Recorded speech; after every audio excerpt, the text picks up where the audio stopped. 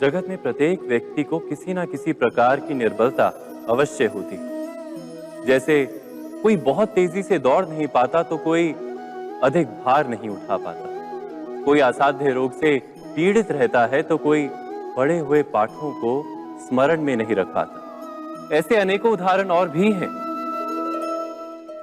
क्या आप किसी ऐसे व्यक्ति को जानते हैं जिसे सब कुछ प्राप्त हो और हम जीवन की उस एक निर्बलता को जीवन का केंद्र मानकर जीते हैं? इस कारणवश हृदय में दुख और असंतोष रहता है सदा। निर्बलता मनुष्य को जन्म से अथवा संजोग से प्राप्त होती है, किंतु उस निर्बलता को मनुष्य का मन अपनी मर्यादा बना लेता है। किंतु कुछ व्यक्ति ऐसे भी होते हैं जो अपने पुरुषार्थ और श्रम से उस निर्बलता को पराजित कर देते हैं। क्या भेद है उनमें और अन्य लोगों में? क्या आपने कभी विचार किया है? सरल सा उत्तर है इसका। जो व्यक्ति निर्बलता से पराजित नहीं होता, जो पुरुषार्थ करने का साहस रखता है हृदय में, वो निर्बलता को पार कर जाता है। अर्थात निर्बलता अवश्य ईश्वर देता है, किंतु मर्यादा मनुष्य का मन ही निर्मित करता है। स्वयं विचार कीजिए।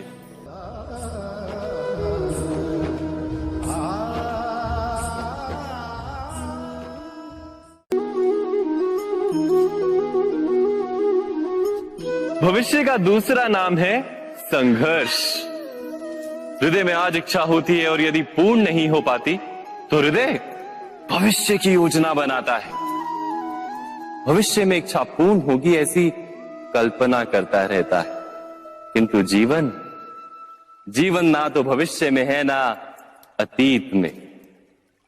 जीवन तो इस क्षण का नाम है, अर्थात इस क्षण का अनुभव ही जीवन का अनुभव। पर हम ये जानते हुए भी इतना सा सत्य समझ नहीं पाते। या तो हम बीते हुए समय के स्मरणों को घेर कर बैठे रहते, या फिर आने वाले समय के लिए हम योजनाएं बनाते रहते हैं और जीवन जीवन बीत जाता है। एक सत्य यदि हम हृदय में उतार लें कि ना हम भविष्य देख सकते हैं, ना ही भविष्य निर्मित कर सकते हैं, हम तो केवल धैर्य और साहस के साथ भविष्य को आलिंगन दे सकते हैं, स्वागत कर सकते हैं भविष्य का। तो क्या जीवन का हर पल जीवन से नहीं भर जाएगा? स्वयं विचार कीजिए।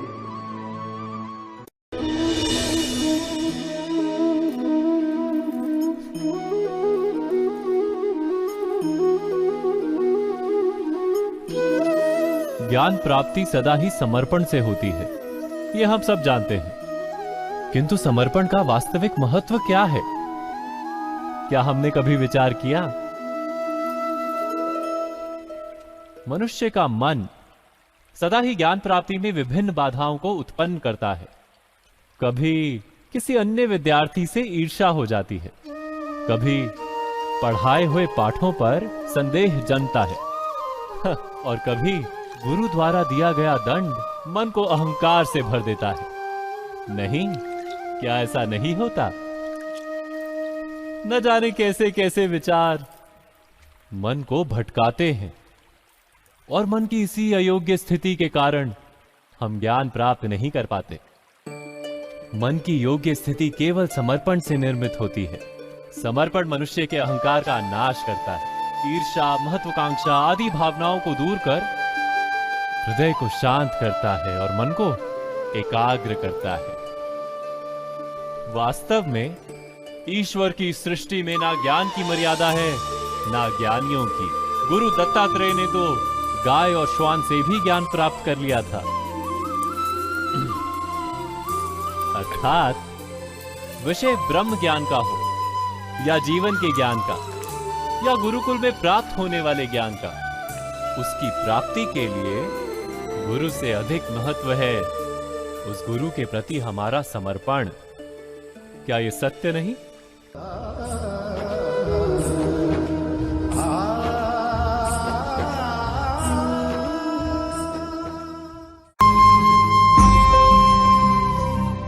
प्रत्येक मनुष्य के जीवन में ऐसा क्षण अवश्य आता है जब सारे स्वप्न, सारी आशाएं, सारे दृश्य ध्वस्त हो जाते हैं। जीवन के सारे आयोजन ही बिखर जाते हैं। एक और धर्म होता है और दूसरी ओर सुख। इसी को धर्म संकट कहते हैं। जब धर्म का वहन ही संकट हो और धर्म का त्याग ही सुख हो। विचार कीजिए, कभी किसी स्वजन के विरुद्ध सत्य बोलने का अवसर प्राप्त हो जाता है, कभी ठीक दरिद्रता के समय सरलता से चोरी करने का मार्ग प्राप्त हो जाता है, कभी किसी शक्तिशाली राजनेता या राजा के कर्मचारी का अधर्म प्रकट हो जाता है। सबके जीवन में ऐसी घटना बनती ही रहती है। अधिकतर लोग ऐसे किसी क्षण को धर्म संकट के रूप में जान ही नहीं पाते। हमें किसी प्रकार के संघर्ष का अनुभव ही नहीं होता। सहजता से सुख की ओर खींचे चले जाते हैं, जैसे मक्खी गुड़ की ओर खींची चली जाती। वास्तव में धर्म संकट का क्षण ईश्वर के निकट जाने का क्षण होता है। यदि हम संघर्षों से भयभीत ना हो, सुख की ओर आकर्षित ना हो, अपने धर्म पर दृढ़ रहे, तो ईश्वर का साक्षात्कार दूर नहीं।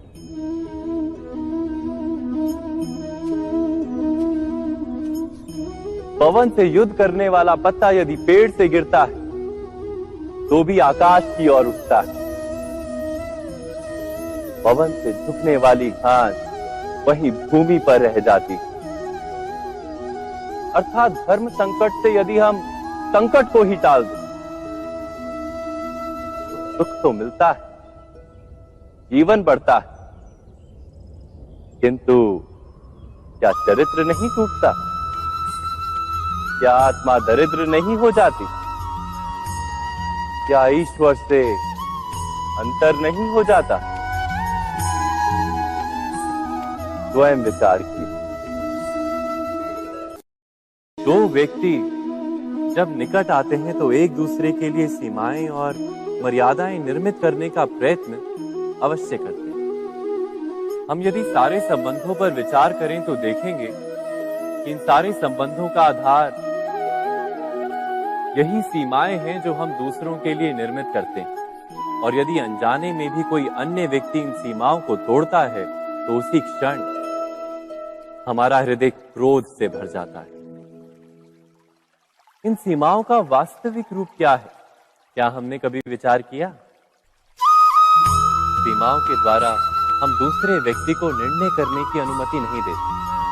अपना निर्णय उस व्यक्ति पर थोपते, अर्थात किसी की स्वतंत्रता का अस्वीकार करते हैं हम।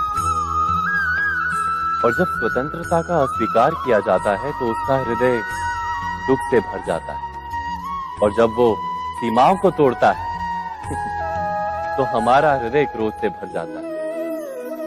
क्या ऐसा नहीं होता?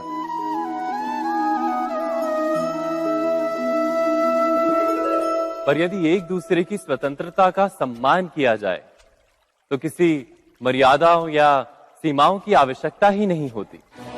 अर्थात जिस प्रकार स्वीकार किसी संबंध का देह है, क्या वैसे ही स्वतंत्रता किसी संबंध की आत्मा नहीं?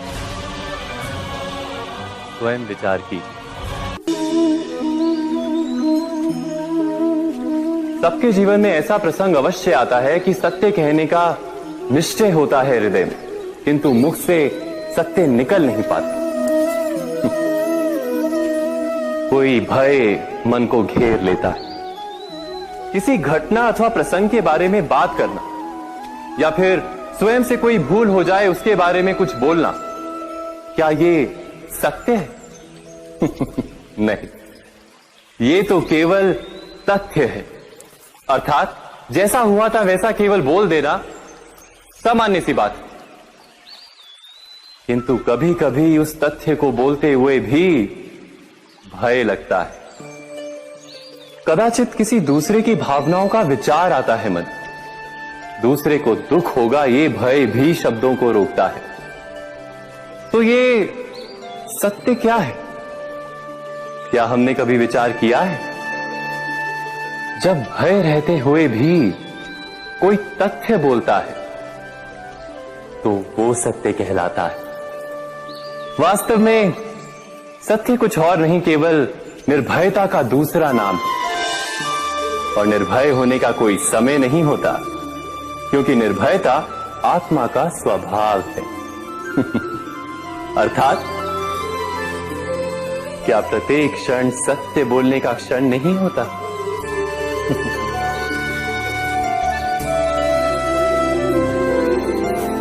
स्वयं विचार कीजिए।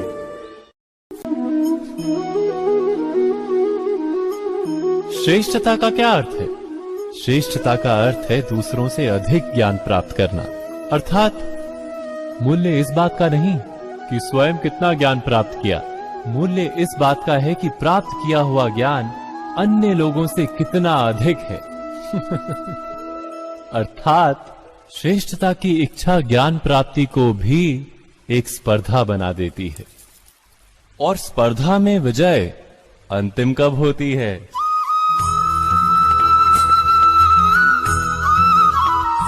कुछ समय के लिए तो श्रेष्ठ बना जा सकता है, किंतु सदा के लिए कोई श्रेष्ठ नहीं रह पाता।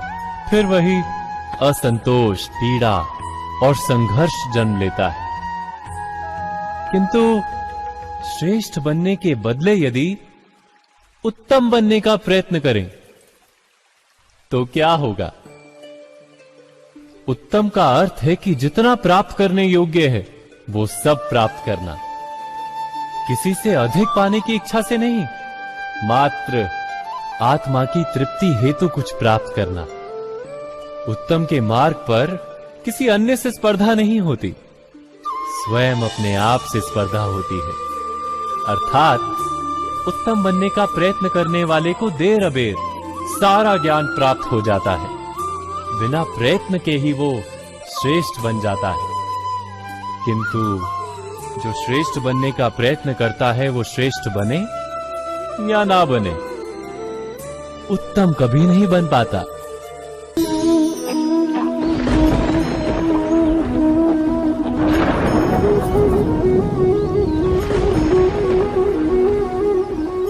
सपनों और पूर्वाभासों के आधार पर हम भविष्य के सुख दुख की कल्पना करते हैं।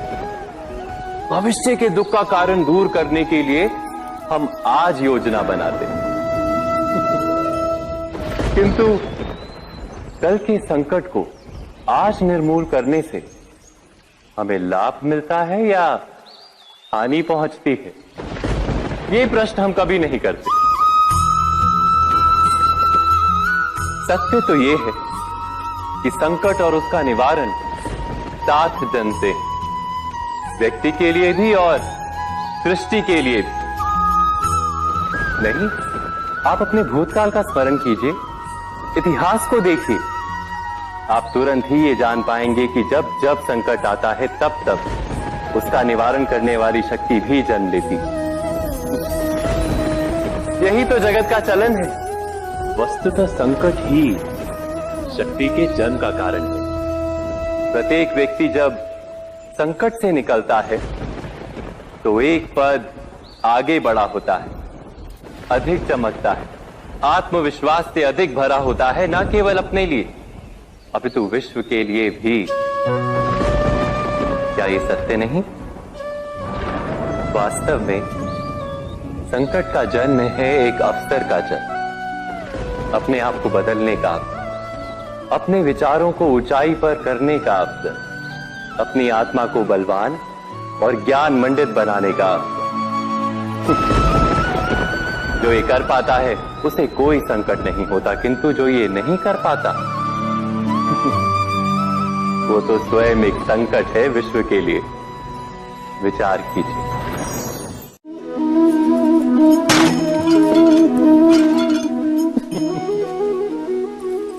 कभी कभी कोई घटना मनुष्य के जीवन की सारी योजनाओं को तोड़ देती और मनुष्य उस आघात को अपने जीवन का केंद्र मान लेता। पर क्या भविष्य मनुष्य की योजनाओं के आधार पर निर्मित होते हैं? नहीं। जिस प्रकार किसी ऊंचे पर्वत पर सर्वप्रथम चढ़ने वाला उस पर्वत की तलाई में बैठकर जो योजना बनाता है, क्या वही योजना उसे उस पर्वत की चोटी तक पहुंचाती है? नहीं। वास्तव में वो जैसे जैसे ऊपर चढ़ता है वैसे वैसे उसे नई नई चुनौतियां, नई नई विडंबनाएं, नए नए अवरोध मिलते हैं। प्रत्येक पद पर वो अपने अगले पद का निर्णय करता है। प्रत्येक पद पर उसे अपनी योजनाओं को बदलना पड़ता है। कहीं पुरानी योजना उसे खाई में ना ढकेल दे। वो पर्वत को अपने योग्य नहीं बना पाता, केवल स्वयं को पर्वत के योग्य बना सकता है। क्या जीवन के साथ भी ऐसा ही नहीं? जब मनुष्य जीवन में किसी एक चुनौती को, एक अवरोध को अपने जीवन का केंद्र मान लेता है, अपने जीवन की गति को ही रोक देता है, तो वो अपने जीवन में सफल नहीं बन पाता और ना ही सुख और शांति प्राप्त कर पाता। अर्थात जीवन को अपने योग्य बनाने के बदले स्वयं अपने को जीवन के योग्य बनाना ही सफलता और सुख का एकमात्र मार्ग नहीं? स्वयं विचार कीजिए।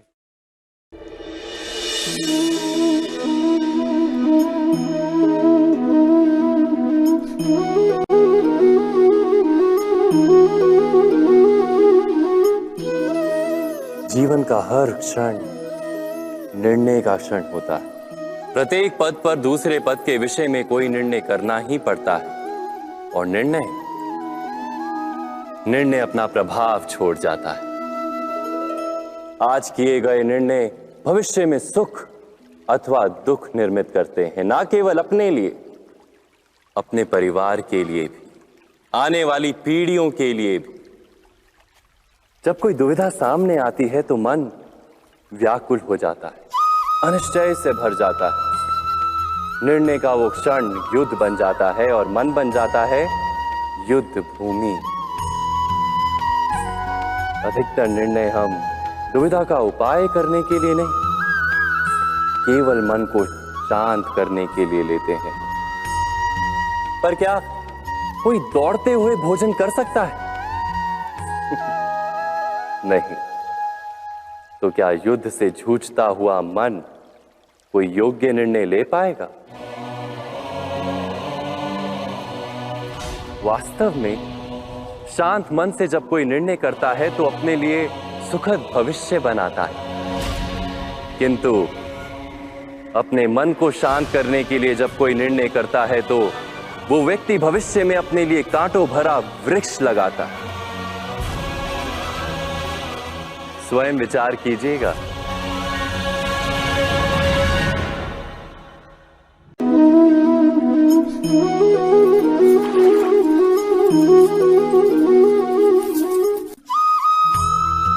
जीवन में आने वाले संघर्षों के लिए जब मनुष्य स्वयं को योग्य नहीं मानता, जब उसे अपने ही बल पर विश्वास नहीं रहता, तब वो सद्गुणों को त्याग कर दुर्गुणों को अपनाता है।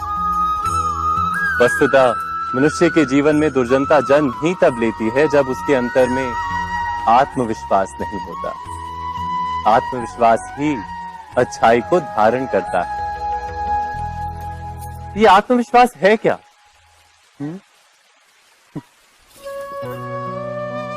जब मनुष्य ये मानता है कि जीवन का संघर्ष उसे दुर्बल बनाता है, तो उसे अपने ऊपर विश्वास नहीं रहता।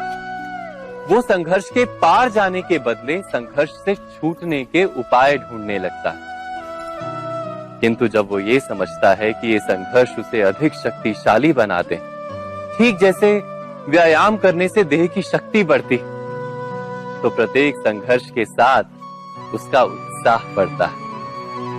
अर्थात आत्मविश्वास और कुछ भी नहीं, मन की स्थिति, जीवन को देखने का दृष्टिकोण मात्र है। और जीवन का दृष्टिकोण तो मनुष्य के अपने वश में होता है। स्वयं विचार कीजिए।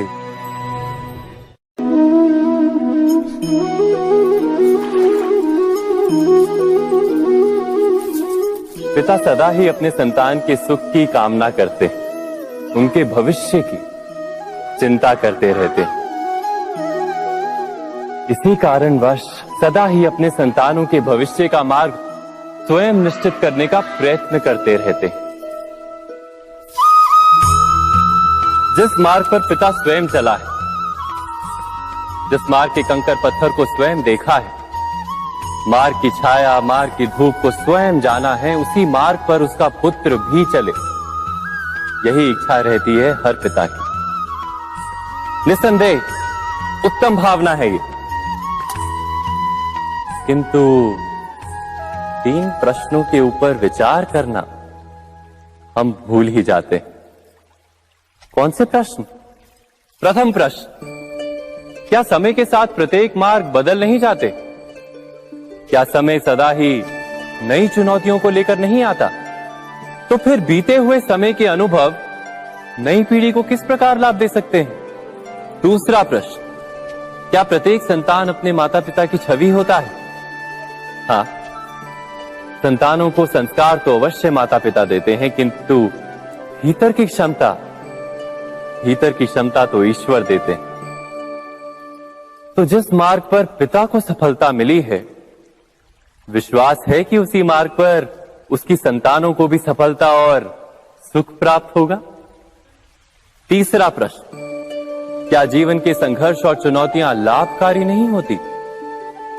क्या प्रत्येक नया प्रश्न एक नए उत्तर का द्वार नहीं खोलता? तो फिर संतानों को नए नए प्रश्नों, संघर्षों और चुनौतियों से दूर रखना, ये उनके लिए लाभ करना कहलाएगा या हानि पहुंचाना? अर्थात जिस प्रकार संतान के भविष्य का निर्माण करने के बदले उसके चरित्र का निर्माण करना श्रेष्ठ है, वैसे ही संतानों के जीवन का मार्ग निश्चित करने के बदले उन्हें नए संघर्षों के साथ जूझने के लिए मनोबल व ज्ञान देना अधिक लाभदायक नहीं होगा? स्वयं विचार कीजिए। मनुष्य की सबसे बड़ी दुर्बलता क्या होती है? सोचिए। धन, प्रेम, अहंकार। मनुष्य की सबसे बड़ी दुर्बलता होती है उसके रहस्य। चाहे आप कितने भी शक्तिशाली क्यों ना हो, कितने भी प्रबल क्यों ना हो, परंतु उसके रहस्य उसके नाश की चाबी होती है। इसलिए यदि प्रबल रहना है, शक्तिशाली रहना है, समर्थ रहना है, तो अपने रहस्य को किसी को भी ना बताएं, ना मित्र को और ना ही शत्रु को, क्योंकि समय पड़ने पर कब कौन शत्रु हो जाए ऐसा कहना संभव नहीं। विभीषण को रावण के अमृत कुंड का ज्ञात था, इसीलिए प्रभु श्री राम रावण का वध करने में सफल हो सके। इसलिए उचित यही है कि आप अपने रहस्य को स्वयं तक ही सीमित रखें। मनुष्य जीवन की परीक्षा में सफल होने के लिए क्या नहीं करता? वो परिश्रम करता है, दौड़ भाग करता है, और ये सब करने के पश्चात भी जब उसका काम नहीं बनता तो वो नकल करता है ना? तनिक लौटिए अपने बचपन में, स्मरण कीजिए अपने बचपन की स्मृतियों का। क्या स्मरण हुआ? विद्यालय में जब आप परीक्षा देने जाते थे तो क्या होता था? आप ना सही, परंतु कोई ना कोई सफलता पाने के लिए नकल करता ही था और उत्तीर्ण भी हो जाता था, है ना? परंतु जीवन की परीक्षा ऐसी नहीं होती।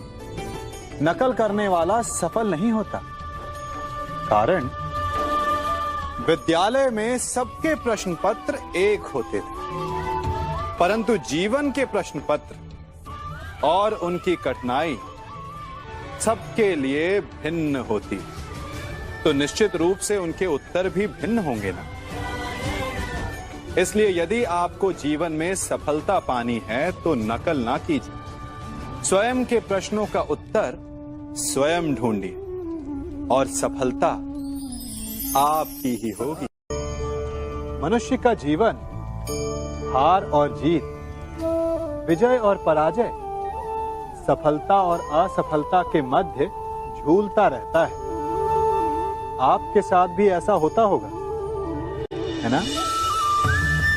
जब आप सफल होते हैं, किसी चुनौती पर विजय पाते हैं, तो मन प्रसन्नता से आनंद के उपवन में झूमने लगता है।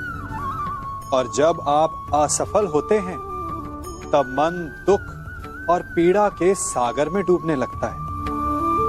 परंतु वास्तव में सफलता और असफलता है क्या?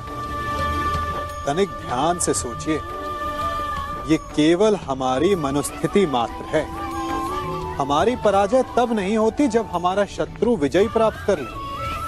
हमारी पराजय तब होती है जब हम पराजय स्वीकार कर लें। हम असफल तब नहीं होते जब हम लक्ष्य ना पा सके। हम असफल तब होते हैं जब हम प्रयास करना बंद कर दें। इसलिए प्रयास करते रहें और हार ना माने, क्योंकि जिस दिन आप हार स्वीकारना बंद कर देंगे, जीत आपके चरणों में होगी।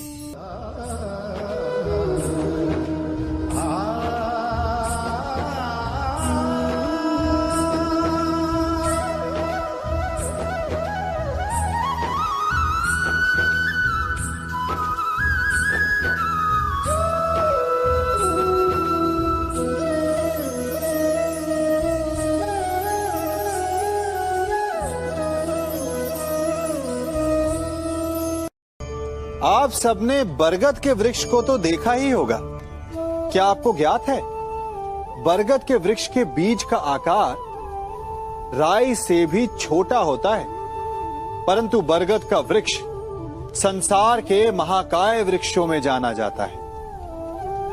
जब उसका जन्म होता है, तब उसमें वो जटाएं, वो शाखाएं नहीं होती, परंतु जैसे जैसे उसका विस्तार होता है, जैसे जैसे वो अधिक शाखाओं का भार उठाता है, अधिक पत्तियों का सृजन करता है, वैसे वैसे उसकी शाखाएं जटाएं बनकर जड़ तक पहुंचती है और इस वृक्ष को सहारा देती है।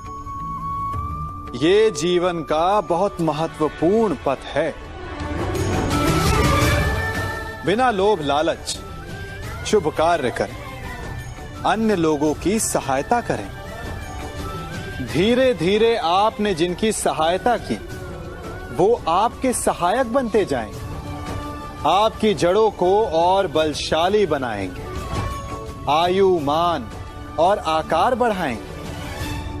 सहजीवन, सहायता और निष्काम कर्म आपको मृत्यु के पश्चात भी मरने नहीं देगा, आपको अमर रखेगा। हमारा शरीर प्रकृति का एक महान आविष्कार है। इससे जटिल संरचना संसार में और कोई नहीं। हमारा शरीर जितना जटिल है, यदि इसे ठीक से जाना जाए तो इससे अधिक सरल ज्ञान देने वाला और कोई नहीं। हमारे शरीर में 5 इंद्रियां होती हैं, जो हमें भाव, गुण और वस्तुओं का बोध कराती हैं। हमारे पास आंखें हैं, नाक है, स्पर्श के लिए त्वचा है, कान है और जीभा है। सबका भिन्न भिन्न कार्य है।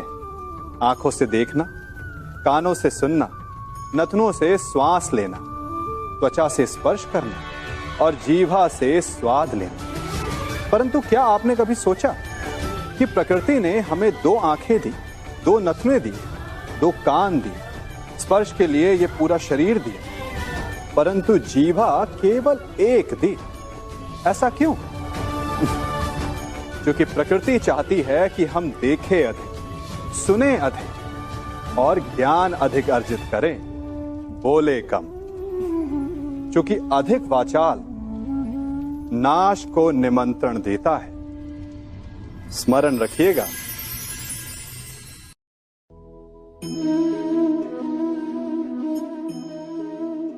ये सदा यही कहते आए कि यदि आगे बढ़ना है तो अपनों का साथ दो। सत्य कहते हैं, अपनों का साथ देना ही चाहिए। परंतु साथ देने से पूर्व ये अवश्य पहचान लेना चाहिए कि अपने हैं कौन। क्या अपने वही होते हैं जिनके साथ हमारा रक्त संबंध होता है, या अपने मित्र? अपने वो होते हैं जो हमें सद्कार्य के लिए प्रेरित करें, हमें आगे बढ़ाएं, हमारा साथ दें। और वो जिनका साथ देने से समाज का नाश, धर्म की हानि हो, वो सगे हो करके भी सगे नहीं होते। इसलिए जब अपनों की परिभाषा का चुनाव करें तो उन्हें अपना माने जो आपका साथ दे, उन्हें नहीं जो हमें अज्ञान के मार्ग पर ले जाएं।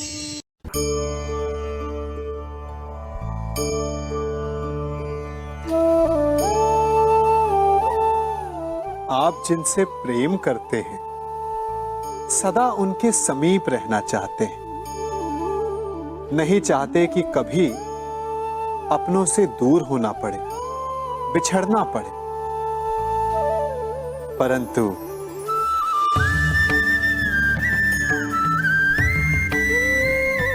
एक समय के पश्चात अपनों से दूर हो जाना उन्नति के लिए आवश्यक है। आप माता पिता हैं ना? यदि आप अपनी संतान के जीवन के हर पग पर उनका मार्गदर्शन करते रहेंगे तो आपकी संतान स्वयं मार्ग चुनना कैसे सीखेगी? मार्ग के कांटों से स्वयं को बचाना कैसे सीखेगी? इसीलिए एक समय के पश्चात अपनों से बनाई गई दूरी सदा लाभदायक रहती है। आज मैं आप सबको एक कथा सुनाता हूं। एक दिन प्रातः एक व्यापारी अपने घर से निकला। घर से निकलते ही एक बिल्ली ने उस व्यापारी का मार्ग काट दिया। व्यापारी घबरा गया, वो फिर से घर लौट गया और शुभ घड़ी की प्रतीक्षा करने लगा। और जब वो पुनः अपने घर से निकला तब वो वाहन जा चुका था जिससे राजा तक पहुंचकर उसे भेंट देनी थी। राजा को भेंट नहीं मिली। राजा क्रोधित हो गए। राजा ने उस व्यापारी का व्यापार बंद करवा दिया। इस कारण व्यापारी क्रोधित होकर घर पर अपनी पत्नी से लड़ बैठा।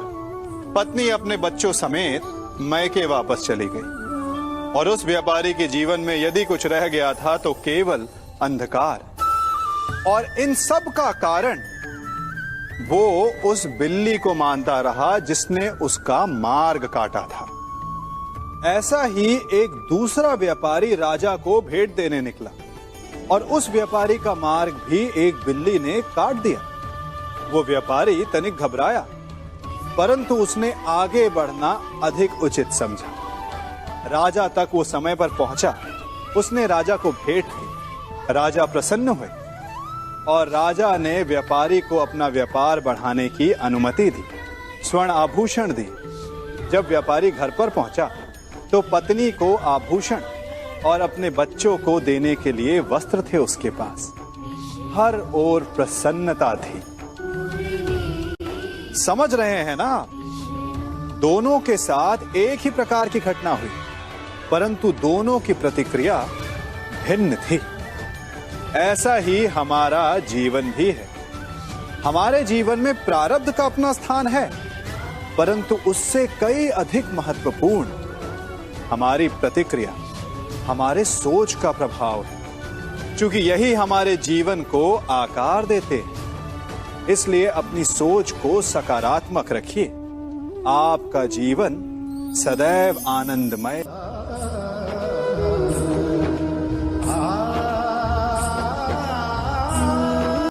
हम सभी अपने जीवन में कोई ना कोई कार्य करते हैं।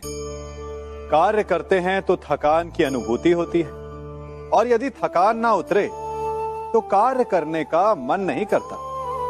हम आशा करते हैं कि कदाचित एक दिन में 24 के स्थान पर 26 घंटे होते तो आराम करने के लिए हमें और अधिक समय मिल जाता। हमें ऐसा अनुभव होता है कि हम बहुत अधिक कार्य कर रहे हैं, है ना? परंतु क्या आपने कभी सोचा है कि जो लोग संसार में सफल हैं, उनके पास भी सफल होने के लिए दिन में केवल 24 घंटे थे। तो फिर वो सफल क्यों है? इसका एक छोटा सा रहस्य है। वो कार्य चुनते हैं जो उन्हें प्रिय है, जिसे करने में उन्हें आनंद आता है। उन्हें लगता ही नहीं कि वो कार्य कर रहे हैं, उन्हें लगता है कि वो प्रतिपल आनंद मना रहे हैं। और जब आप आनंद मनाते हैं तो थकान कैसी? इसलिए यदि आप जीवन में कोई भी कार्य करें तो वो आपके मन को भाना चाहिए, या जो कार्य आप कर रहे हैं उसे अपने मन को भा देने दो। सफलता आपको मिलेगी। कभी सोचा है हमारा जीवन भी उस रेत की घड़ी की भांति है? जो रेत नीचे गिर चुकी है वो हमारा अतीत है, जो अब भी ऊपर है वो हमारा आने वाला भविष्य है, और वर्तमान ये संकुचित स्थल है जहां से धीरे धीरे करके रेत गिर रही है। अर्थात हमारे पास जीने के लिए यही एक क्षण है। उसका उपयोग कैसे करना है ये हम पर निर्भर करता है। जो बीत गया उसका दुख मनाना है, या जो भविष्य में होने वाला है उसकी प्रतीक्षा में क्रोध करना है। सब कुछ करने के लिए यही एक क्षण है। प्रसन्न रहना है तो उसके लिए भी यही एक पल है। प्रतीक्षा करते रहोगे तो ये पल भी भूतकाल में बदल जाएगा। इसलिए आनंद के लिए, परोपकार के लिए प्रतीक्षा ना कीजिए। आपके पास जो पल है उनका भरपूर सदुपयोग कीजिए, क्योंकि इस घड़ी को पलटकर आप फिर से समय अवश्य गिन सकते हैं, परंतु अपना बीता हुआ समय आप वापस नहीं लौटा पाएंगे।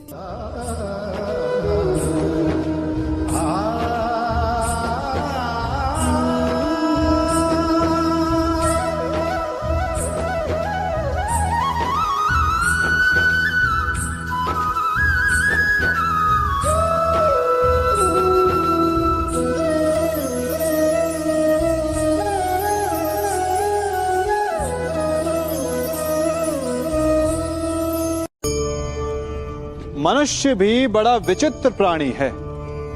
अपनों से नीचे के स्तर के लोगों को वो हे दृष्टि से देखता है, उनका उपहास उड़ाता है, उनसे बार बार कहता है कि तुम्हारा कुछ नहीं हो सकता, तुम भविष्य में कुछ नहीं कर पाओगे।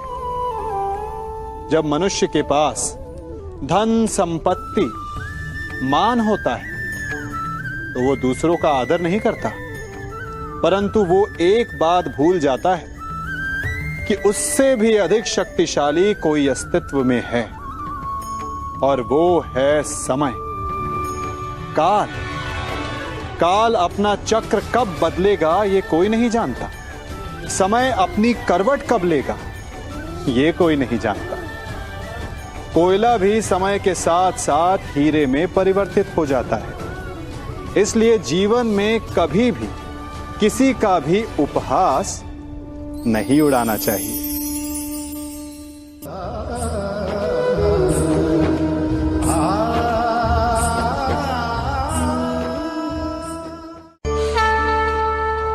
गर्व, अभिमान और अहंकार, ये तीनों सुनने में एक जैसे लगते हैं, परंतु तीनों का अर्थ भिन्न होता है और परिणाम भी। तीनों का आरंभ प्रेम से होता है। स्वयं से प्रेम, परिश्रम हमारे मन में गर्व को जन्म देता है, और सफलता अभिमान जगाती है। यहां तक ठीक है, परंतु जब ये भावना अहंकार बन जाती है तब वो समस्या बन जाती है, क्योंकि सबसे बुरा अंत अहंकारी का ही होता है। परंतु मनुष्य के लिए पहेली यही है कि पहचाना कैसे जाए कि अहंकार जग गया है और उसका दमन आवश्यक है। इसका उत्तर मैं नहीं, आपका मन देगा।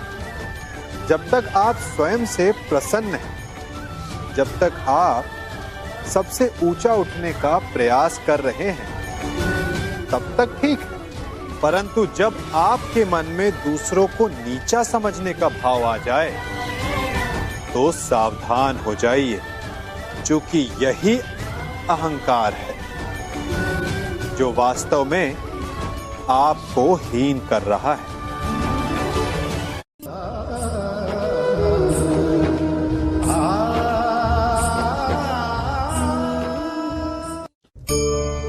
आज मैं आप सबको एक कहानी सुनाता हूं। एक दिन गोकुल में दो व्यापारी आए।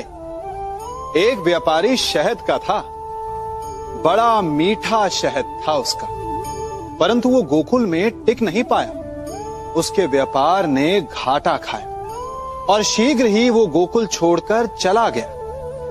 और दूसरा व्यापारी मिर्च का था। पहले दिन वो एक पोटली लाया और दूसरे ही दिन वो पूरी बैलगाड़ी भर कर लाया और धीरे धीरे पूरी मथुरा में उसकी धाक जम गई। मुझे बड़ा आश्चर्य हुआ, तो मैंने बाबा से पूछा कि ऐसा क्यों कि एक मीठे शहद का व्यापारी कंगाल हो गया और एक मिर्च का व्यापारी धीरे धीरे नगर सेठ बन गया। बाबा मुस्कुराए और उन्होंने कहा कि मीठी बोली बोलने वाले की तीखी मिर्च भी बिक जाती है और जो कड़वी बोली बोलता है उसका मीठा शहद भी नहीं बिकता। वाह, कितने उत्तम विचार हैं उनके। और उचित ही है। मनुष्य अपने जीवन में सदैव अपने वचनों से उठता है और अपने वचनों से ही गिरता है। इसलिए अपने जीवन में सदैव मीठी बोली बोलने का प्रयास कीजिए, आपका जीवन सरल हो जाएगा। मनुष्य की सबसे बड़ी दुर्बलता क्या होती है? सोचिए। धन, प्रेम, अहंकार। मनुष्य की सबसे बड़ी दुर्बलता होती है उसके रहस्य। चाहे आप कितने भी शक्तिशाली क्यों ना हो, कितने भी प्रबल क्यों ना हो, परंतु उसके रहस्य उसके नाश की चाबी होती है। इसलिए यदि प्रबल रहना है, शक्तिशाली रहना है, समर्थ रहना है, तो अपने रहस्य को किसी को भी ना बताएं, ना मित्र को और ना ही शत्रु को, क्योंकि समय पड़ने पर कब कौन शत्रु हो जाए ऐसा कहना संभव नहीं। विभीषण को रावण के अमृत कुंड का ज्ञात था, इसीलिए प्रभु श्री राम रावण का वध करने में सफल हो सके। इसलिए उचित यही है कि आप अपने रहस्य को स्वयं तक ही सीमित रखें।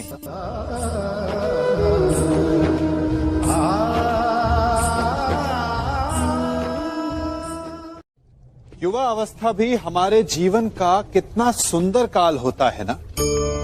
बाहु में बल, मन में कुछ बड़ा कर जाने की चाह, आंखों में भविष्य के सुंदर और कोमल सपने। और इसी अवस्था में मनुष्य के भीतर पनपता है प्रेम। किसी को देखकर उस पर मन मोहित हो जाता है और फिर मनुष्य अपना सब कुछ उस पर न्यौछावर कर देना चाहता है। फिर प्रेम की परिणति होती है विवाह में। क्यों? सबको अपने खट्टे मीठे संस्मरण स्मरण हुआ है ना। परंतु यहीं से अधिकतर माता पिता और संतान के मध्य विचारों का विरोध प्रारंभ हो जाता है। संतान को लगता है कि उसका चुना जीवन साथी ही उसके लिए उपयुक्त है, और माता पिता को लगता है कि संतान अनजाने में भूल कर रही है। संतान का तर्क होता है कि उसे विवाह किससे करना है, ये उसका अधिकार है, और माता पिता का तर्क ये होता है कि अब भी जीवन साथी चुनने की समझ संतान में है ही नहीं। तो इस अवरोध को काटा कैसे जाए, उचित निर्णय कैसे लिया जाए? इसका एक ही मार्ग है, अपने उत्तरदायित्व का भान और अपनों से बड़ों के मापदंडों का भान। विवाह करने से पूर्व ये जान लेना आवश्यक है कि विवाह केवल अपने प्रेम को पाने का मार्ग नहीं है, अपितु विवाह से जीवन का एक नया द्वार भी खुलता है, और हर नए जीवन के साथ नए उत्तरदायित्व भी होते हैं। और यदि इन उत्तरदायित्वों को समझकर निर्णय लिया जाए तो विश्वास कीजिए, आपका दाम्पत्य जीवन आनंद से भरा रहेगा, और आपको कभी ये पछतावा नहीं होगा कि आपने कोई अनुचित निर्णय लिया।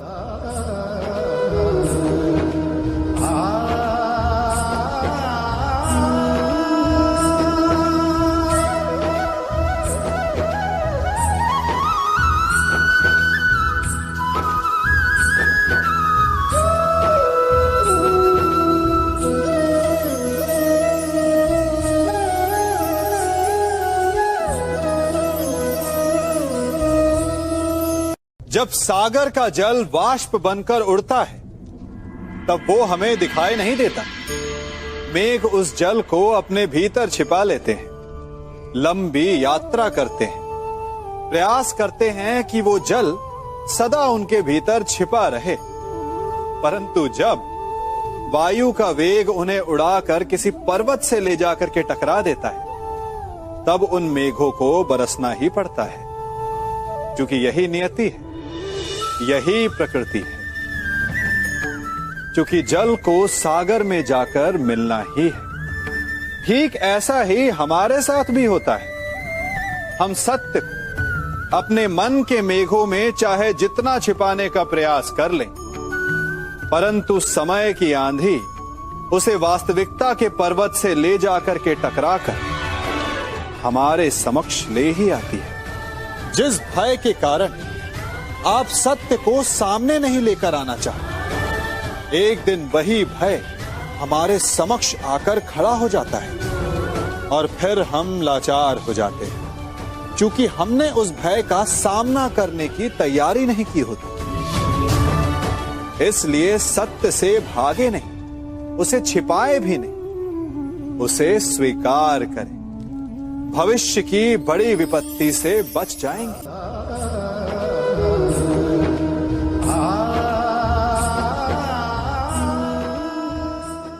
कभी कभी आप सबके जीवन में एक ऐसी विचित्र समस्या अवश्य आती है कि शक्तिशाली के समक्ष मौन हो जाए। कि उस शक्तिशाली से विवाद करने से बचने के लिए आप मौन रह जाते। मानता हूं, ऐसा करने से आप एक विवाद से बच जाते, एक संघर्ष से बच जाते, परंतु ऐसा बचाव एक बड़े संघर्ष को जन्म दे देता है। कैसे? हमारा मौन रहना अनजाने में उसका समर्थन बन जाता है, और वो स्वयं को अधिक शक्तिशाली अनुभव करता है, और यहां से हमारा दमन प्रारंभ हो जाता है। एक के बाद एक हम अन्याय में अनचाहे रूप से सम्मिलित होते चले जाते हैं। तो इसका तोड़ क्या है? ये समझने के लिए ये जानना आवश्यक है कि ऐसी कौन सी बात है जो आपको विरोध करने से रोकती है। ये सामने वाले की शक्ति नहीं जो आपको रोकती है, ये आपके भीतर छिपा भय है जो आपको रोकता है। हाँ, कभी कभी भय आपकी सुरक्षा अवश्य कर सकता है, परंतु साथ साथ ये भी जानना आवश्यक है